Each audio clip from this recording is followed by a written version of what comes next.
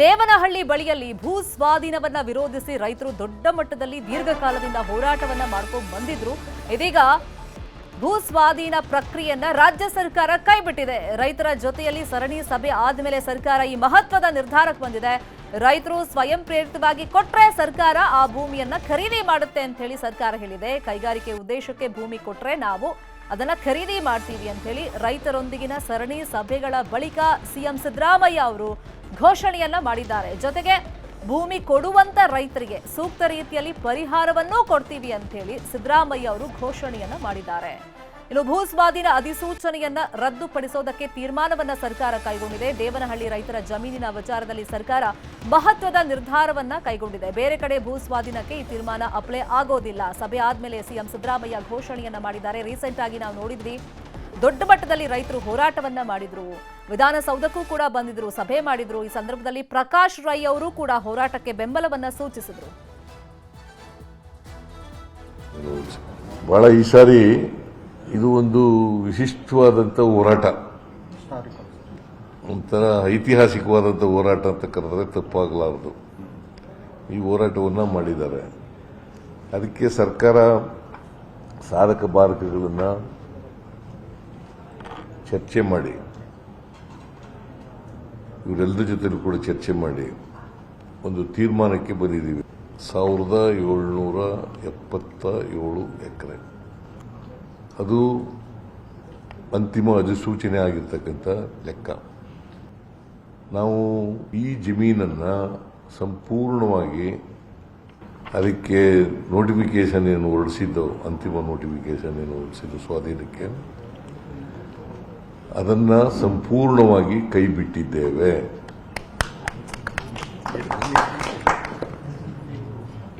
ಆದರೆ ರೈತರು ಸ್ವಯಂ ಪ್ರೇರಿತರಾಗಿ ಕೊಡಲಿಕ್ಕೆ ಮುಂದೆ ಬಂದರೆ ಅಂಥ ಜಮೀನುಗಳನ್ನು ಒಪ್ಪಂದದ ಮೇಲೆ ತಗೊಳ್ತೀವಿ. ಅದನ್ನು ಯಾರು ತಡೆಯೋಕ್ಕಾಗಲ್ಲ. ಜಮೀನು ನಾವು ಕೊಡ್ತೀವಿ ಅಂತ ಬಂದಾಗ ನಾವು ತಗೊಳಕ್ಕೆ, ಯಾಕಂದರೆ ನಮಗೆ ಇಂಡಸ್ಟ್ರಿ ಬೆಳಿಬೇಕು ಅನ್ನೋದು ಭಾಳ ಉದ್ದೇಶ. ಮತ್ತು ಅವರಿಗೆ ಸೂಕ್ತವಾದಂಥ ಪರಿಹಾರವನ್ನು ಕೊಡ್ತೀವಿ. ಯಾರು ಕೊಡಲಿಕ್ಕೆ ಒಪ್ಪಲ್ಲ ಅವ್ರ ಜಮೀನುಗಳನ್ನ ಬಿಟ್ಬಿಡ್ತೀವಿ. ಅಷ್ಟೇ ಅಲ್ಲ, ನೋಟಿಫಿಕೇಶನ್ ಮೊದಲಿಗೆ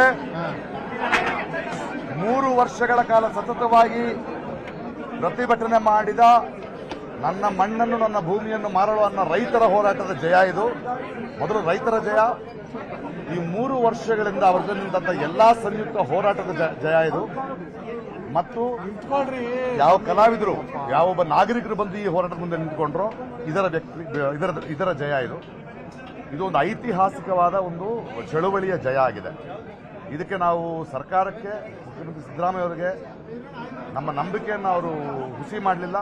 ಎಲ್ಲರ ಜೊತೆ ಕೂತ್ಕೊಂಡು ಒಳ್ಳೆ ನಿರ್ಧಾರ ತಗೊಂಡಿದ್ದಾರೆ. ಕೊನೆಗೂ ಪ್ರಗತಿಪರರೆಲ್ಲ ಒಂದಾಗಿ ಹೋರಾಟ ಮಾಡಿದ್ದು. ಇದು ಅಂತಾರಾಷ್ಟ್ರೀಯ ಮಟ್ಟದವರೆಗೂ ಕೂಡ ತಲುಪಿತ್ತು. ಒಂದು ಒಳ್ಳೆಯ, ಒಂದು ಐತಿಹಾಸಿಕವಾದಂಥ ದಾಖಲಾ ಹೋರಾಟಕ್ಕೆ ಇವತ್ತು ಸರ್ಕಾರ ನೋಟಿಫಿಕೇಶನ್ ಡ್ರಾಪ್ ಮಾಡ್ತೀವಿ ಅಂತ ಹೇಳಿರೋದು ಒಂದು ಜನ ಚಳವಳಿಗೆ ಸಂದ ಜಯ ಅಂತ ಮೊದಲು ಹೇಳಕ್ಕೆ. ಇದೇ ವಿಷಯವಾಗಿ ಇನ್ನಷ್ಟು ಡೀಟೇಲ್ ಆಗಿ ಇನ್ಫಾರ್ಮೇಶನ್ ಕೊಡ್ತಾ ಹೋಗೋದಕ್ಕೆ ನೇರ ಸಂಪರ್ಕದಲ್ಲಿ ಕನೆಕ್ಟ್ ಆಗಿದ್ದಾರೆ ನಮ್ಮ ಪೊಲಿಟಿಕಲ್ ಬ್ಯೂರೋ ರಿಪೋರ್ಟರ್ ಕೃಷ್ಣ. ಕಳೆದ ಸಾಕಷ್ಟು ದಿನಗಳಿಂದ ಕೆಐಎಡಿಬಿ ಭೂ ಸ್ವಾಧೀನ ಪ್ರಕ್ರಿಯೆಯನ್ನು ಕೈ ಬಿಡಬೇಕು ಅಂತ ಹೇಳಿ ರೈತರು ಹೋರಾಟವನ್ನ ಮಾಡ್ತಾ ಇದ್ರು. ಸಚಿವ ಮುನಿಯಪ್ಪ ನಿವಾಸಕ್ಕೂ ಮುತ್ತಿಗೆ ಪ್ರಯತ್ನ ಮಾಡಿದ್ರು. ವಿಧಾನಸೌಧದಲ್ಲಿ ಸರಣಿ ಸಭೆಗಳಾದ್ಮೇಲೆ ಏನು ಒಪ್ಪಂದ ಮಾಡ್ಕೊಂಡಿದ್ದಾರೆ ರೈತರು, ಅದ್ರ ಜೊತೆಯಲ್ಲಿ ದೇವನಹಳ್ಳಿಯ ನೋಟಿಫಿಕೇಶನ್ ಮಾತ್ರ ಭೂ ಸ್ವಾಧೀನ ಪ್ರಕ್ರಿಯೆಯನ್ನ ಕೈ ಬಿಡ್ತಿದ್ದೀವಿ ಅಂತ ಹೇಳಿ ಸಿದ್ದರಾಮಯ್ಯ ಅವರು ಘೋಷಣೆ ಮಾಡಿದ್ದಾರೆ. ಸಭೆಯಲ್ಲಿ ಇನ್ನೂ ಏನೆಲ್ಲ ಡಿಮ್ಯಾಂಡ್ ಅನ್ನ ರೈತರು ಇಟ್ಟಿದ್ದಾರೆ, ಏನಕ್ಕೆಲ್ಲ ಸರ್ಕಾರ ಒಪ್ಕೊಂಡಿದೆ? ಶರ್ಮಿತಾ, ಕಳೆದ ಹಲವು ದಿನಗಳಿಂದಲೂ ಕೂಡ ಏನು ರೈತರು, ದೇವನಹಳ್ಳಿ ರೈತರು ಮತ್ತು ಸರ್ಕಾರದ ನಡುವೆ ಏನು ನಡೀತಾ ಇತ್ತು ಸಂಘರ್ಷ, ಈಗ ಇವತ್ತು ಅಂತಿಮ ಘಟ್ಟಕ್ಕೆ ಬಂದಿರುವಂಥದ್ದು. ಮುಖ್ಯಮಂತ್ರಿಗಳು ಒಂದು ಮಹತ್ವದ ನಿರ್ಧಾರವನ್ನು ಕೈಗೊಳ್ಳೋದ್ರ ಮುಖಾಂತರವಾಗಿ ಇಲ್ಲ ಒಂದು ಕಡೆ ರೈತರ ಸಮಸ್ಯೆಗಳು, ರೈತರ ಬೇಡಿಕೆಗೆ ಸ್ಪಂದಿಸೋದ್ರ ಮುಖಾಂತರವಾಗಿ ಒಂದು ರೀತಿ ಸಿಹಿ ಸುದ್ದಿಯನ್ನು ಕೊಟ್ಟಿರುವಂಥದ್ದು. ಈಗಾಗಲೇ ಕಳೆದ ಹಲವು ದಿನಗಳನ್ನು ಕೂಡ ಸರ್ಕಾರ ಹಲವು ಬಾರಿ ಸಭೆಯನ್ನು ಮಾಡಿತ್ತು, ಅಧಿಕಾರಿಗಳ ಜೊತೆ ಕೂಡ ಚರ್ಚೆ ಕೂಡ ಮಾಡಿತ್ತು. ಮತ್ತು ಎಲ್ಲ ಒಂದು ಕಡೆ ಭೂ ಸ್ವಾಧೀನ ಪ್ರಕ್ರಿಯೆಯನ್ನು ಕೈ ಬಿಟ್ಟರೆ ಯಾವ ರೀತಿಯಾಗಿ ಕಾನೂನಾತ್ಮಕ ತೊಡಕುಗಳು ಎದುರಾಗುತ್ತೆ ಅನ್ನೋದ್ರ ಬಗ್ಗೆ ವಿಸ್ತೃತವಾಗಿ ಮುಖ್ಯಮಂತ್ರಿಗಳು ಚರ್ಚೆ ಕೂಡ ಮಾಡಿದರು. ಇವತ್ತು ಅಂತಿಮ ಹಂತದಲ್ಲಿ ಅಂದರೆ ವಿಧಾನಸೌಧದಲ್ಲಿ ನಡೆದಂಥ ಸಭೆಯಲ್ಲಿ ಈಗಾಗಲೇ ರೈತರ ಮುಖಂಡರುಗಳು ಎಲ್ಲರೂ ಕೂಡ ಭಾಗಿಯಾಗಿದ್ದರು ಮತ್ತು ಅಧಿಕಾರಿಗಳು ಸಚಿವರ ಜೊತೆ ಚರ್ಚೆಯನ್ನು ಮಾಡೋದ್ರ ಮುಖಾಂತರವಾಗಿ ಭೂ ಸ್ವಾಧೀನ ಪ್ರಕ್ರಿಯೆಯನ್ನು ರದ್ದು ಮಾಡುವಂಥ ನಿಟ್ಟಿನಲ್ಲಿ ಈಗಾಗಲೇ ಮಹತ್ವದ ನಿರ್ಧಾರವನ್ನು ರಾಜ್ಯ ಸರ್ಕಾರ ಕೈಗೊಂಡಿರುವಂಥದ್ದು. ಇದು ಕೇವಲವಾಗಿ ದೇವನಹಳ್ಳಿಗೆ ಸೀಮಿತವಾಗಿ ಮಾಡುವಂಥ ಅಧಿಸೂಚನೆ ಅಂತ ಹೇಳ್ಬೋದು.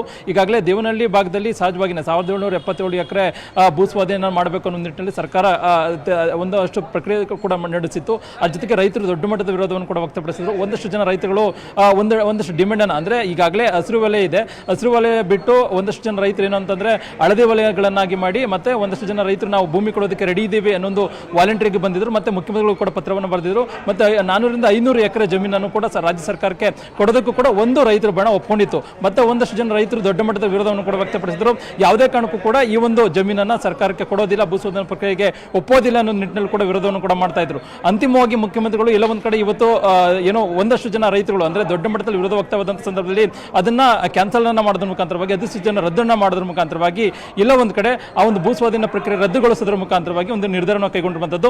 ಯಾರು ಭೂಮಿಯನ್ನ ಅಂದ್ರೆ ವಾಲಂಟಿಯರ್ ಆಗಿ ಸ್ವಯಂ ಪ್ರೇರಿತವಾಗಿ ಭೂಮಿಯನ್ನು ಕೊಡ್ತಾರೋ ಅವರಿಗೆ ಅವರಿಂದ ಭೂಮಿಯನ್ನು ತೆಗೆದುಕೊಳ್ಳುವಂಥದ್ದು, ಅವರಿಗೆ ಸೂಕ್ತವಾದ ಪರಿಹಾರವನ್ನು ಕೊಡುವಂಥದ್ದು. ಅದ್ರ ಜೊತೆಗೆ ಬಲವಂತವಾಗಿ ಯಾವುದೇ ಕಾರಣಕ್ಕೂ ಕೂಡ ಭೂಮಿಯನ್ನು ತೆಗೆದುಕೊಳ್ಳದಿರುವಂಥ ನಿಟ್ಟಿನಲ್ಲಿ ಕೂಡ ರಾಜ್ಯ ಸರ್ಕಾರ ತೀರ್ಮಾನ ಮಾಡಿರುವಂಥದ್ದು.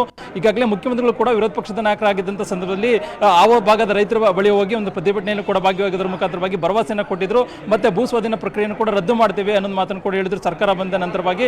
ಮತ್ತೆ ಆಗ್ಲೂ ಕೂಡ ವಿರೋಧವನ್ನು ಕೂಡ ಮಾಡಿದ್ರು. ಈಗ ಮುಖ್ಯಮಂತ್ರಿಗಳು ಎಲ್ಲ ಒಂದು ಕಡೆ ಈಗ 5 ವರ್ಷಗಳ ಅವಧಿಯಲ್ಲಿ ಯಾವುದೇ ಕಾರಣಕ್ಕೂ ಕೂಡ ವಿರೋಧ ಆಗಬಾರ್ದು, ತಾನು ಟೀಕೆಗೆ ಗುರಿ ಆಗಬಾರ್ದು ಅನ್ನೋ ಕಾರಣಕ್ಕೋಸ್ಕರವಾಗಿ ನುಡಿದಂತೆ ನಡೆದಿದ್ದೇವೆ ಅನ್ನೋ ಸಂದೇಶವನ್ನ ಕೊಡಬೇಕು. ಮತ್ತೆ ಪ್ರಗತಿಪರ ರೈತರನ್ನು ಯಾವುದೇ ಕಾರಣಕ್ಕೂ ಕೂಡ ಎದುರು ಹಾಕೊಳ್ಬಾರ್ದು ಅನ್ನೋ ಕಾರಣಕ್ಕೋಸ್ಕರವಾಗಿ ಮುಖ್ಯಮಂತ್ರಿಗಳು ಒಂದು ರೀತಿ ಜಾಣ ನಡೆಯನ್ನ ಈಗ ಇವತ್ತಿನ ಸಭೆಯಲ್ಲಿ ಅನುಸರಿಸಿರುವಂಥದ್ದು. ಆದರೆ ಬರುವಂಥ ದಿನಗಳಲ್ಲಿ ಇದು ಎಷ್ಟು ಮಟ್ಟಿಗೆ ಒಂದು ರೀತಿ ಬೇರೆ ಬೇರೆ ರೀತಿಯ ಪರಿಣಾಮ ಆಗುತ್ತೆ ಅನ್ನುವಂಥದ್ದು. ಈಗಾಗಲೇ ಹಸಿರು ವಲಯ ಆಗಿ ಈಗಾಗಲೇ ಘೋಷಣೆ ಮಾಡಿರುವಂಥ ಸರ್ಕಾರ ಹಸಿರು ವಲಯ ಕೂಡ ಇದೆ. ಆದರೆ ರೈತರು ಈಗ ಯಾವುದೇ ಕಾರಣಕ್ಕೂ ಕೂಡ ವ್ಯವಸಾಯಕ್ಕೆ ಸೀಮಿತವಾಗಿ ಭೂಮಿಯನ್ನು ಬಳಸ್ಕೊಳ್ಬೇಕು ಅನ್ನೋ ಸೂಚನೆಯನ್ನು ರಾಜ್ಯ ಸರ್ಕಾರ ಕೊಟ್ಟಿದೆ. ಆದರೆ ಬರ್ತಕ್ಕಂಥ ದಿನಗಳಲ್ಲಿ ಈಗಾಗಲೇ ರಿಯಲ್ ಎಸ್ಟೇಟ್ಗೆ ಉದ್ಯಮ ಆಗಿರ್ಬೋದು ಮತ್ತೆ ಬೇರೆ ಬೇರೆ ಅಂದರೆ ಕಮರ್ಷಿಯಲ್ಗೆ ಆಗಿರ್ಬೋದು ಈ ರೀತಿಯಾದಂಥ ಭೂಮಿಗಳಿಗೆ ರೈತರು ಕೊಡಬಹುದು ಅನ್ನೋದ್ರಿಗೂ ಕೂಡ ಹೇಳಲಾಗ್ತಾ ಇದೆ. ಹೀಗಾಗಿ ಯಾವ ರೀತಿಯಾಗಿ ರಾಜ್ಯ ಸರ್ಕಾರ ಮುಂದಿನ ದಿನಗಳಲ್ಲಿ ಕ್ರಮವನ್ನು ವಹಿಸುತ್ತೆ ಅನ್ನುವಂಥದ್ದು ಪ್ರಶ್ನೆ ಆಗಿರುವಂಥದ್ದು. ಈಗ ಸದ್ಯಕ್ಕಂತೂ ರೈತರು ಏನು ಪ್ರತಿಭಟನೆಯನ್ನು ಮಾಡ್ತಿದ್ರು ಅದಕ್ಕೆ ಸ್ಪಂದಿಸಿ ಈಗ ಎಲ್ಲ ಒಂದು ಕಡೆ ಈಗಿರ್ತಕ್ಕಂಥ ದೇವನಹಳ್ಳಿ ಭಾಗಕ್ಕೆ ಸಂಬಂಧಪಟ್ಟಂತ ಅಧಿಸೂಚನೆಯನ್ನ ರದ್ದು ಮಾಡೋದ್ರ ಮುಖಾಂತರವಾಗಿ ರೈತರ ಬಹಳ ದಿನಗಳ ಏನು ಆತಂಕ ಏನಿದೆ ಅದನ್ನು ದೂರ ಮಾಡುವಂತ ನಿಟ್ಟಿನಲ್ಲಿ ಕೂಡ ಮುಂದಾಗಿರುವಂಥದ್ದು. ಶರ್ಮಿತಾ, ಥ್ಯಾಂಕ್ ಯು ಕೃಷ್ಣ, ಈ ಕ್ಷಣದ ಮಾಹಿತಿಯನ್ನು ಕೊಟ್ಟಿದ್ದಕ್ಕೆ.